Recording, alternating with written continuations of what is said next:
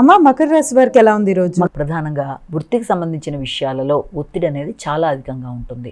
ముఖ్యంగా రావాల్సిన లాభాల కన్నా శ్రమ అనేది చాలా అధికంగా ఉండడం అనేది, అంతేకాకుండా మీకు ఏదైనా మీ యొక్క గృహానికి మీద కానీ లేకపోతే స్థలాల మీద కానీ దేనికి సంబంధించిన వాటి మీద ఏదైనా రావాల్సిన ఆదాయం ఏదైనా ఉన్నట్లయితే దానికి సంబంధించిన విషయాలు కొన్ని కీలక నిర్ణయాలు తీసుకుంటూ ముందుకు పెడతారు. అంటే ముఖ్యంగా రావాల్సిన విషయాలు కొంత తాత్కాలికంగా వాయిదా పడ్డము, రావాల్సిన స్థాయిలో రాకపోవడం బట్టి కూడా కొంత ఘర్షణ అనేది ఉంటుంది. కాబట్టి ఆ విషయంలో తగిన విధంగా జాగ్రత్తలు తీసుకుంటూ ముందుకు వెళ్ళాలి. కుంభరాశి.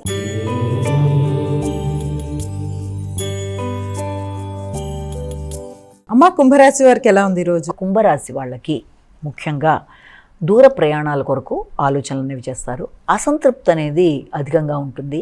వ్యక్తుల సహకారం ఆశించిన స్థాయిలో లేకపోవడం బట్టి, ముఖ్యంగా మీ స్నేహితులు, బంధుమిత్రులు, తోబుట్టువులు ఎవరైనా సరే వారు సమయానికి మీకు చేద్దామనుకుంటున్న సహకారం సమయానికి లేకపోవడం బట్టి, లేకపోతే ప్రయాణాల్లో సరైన సౌకర్యాలు లేకపోవడం, లేదా మీ ప్రయాణాల పరంగా కానీ వీటికి సంబంధించిన అసంతృప్తితో కొంత ఘర్షణ అనేది అధికంగా ఇదయ్యే అవకాశం ఉంది.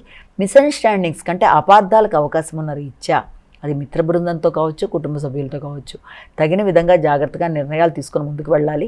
ఘర్షణ ఎదురు కాబోతుంది అని తెలిసినప్పుడు వీలైనంతవరకు మౌనంగా ముందుకు వెళ్ళినట్లయితే సమస్యను అధిగమించడం సులభతరంగా ఉంటుంది. మీనరాశి.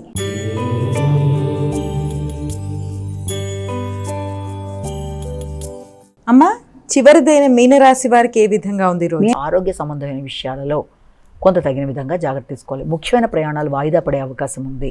ముఖ్యంగా అయిపోతుంది అనుకున్న పని చివరి క్షణంలోకి వచ్చేప్పటికి అది ఏదో రూపంలో వాయిదా పడే పరిస్థితులు లాంటివి ఎదురవడం వల్ల కొంత మీకు మానసిక ఒత్తిడి అనేది పెరిగే అవకాశం ఉంది. ముఖ్యమైన పనులు వాయిదా కానీ, ముఖ్యమైన పేపర్లు కనబడకపోవడం, వీటి వల్ల ఘర్షణ అనేది అధికంగా ఉండడం వల్ల స్థిమితం అనేది తక్కువగా ఉంటుంది. కనుక ముందుగా ఇలాంటి వాటిని అధిగమించడానికి మానసిక ప్రశాంతతను మీరు పెంచుకోవాలి.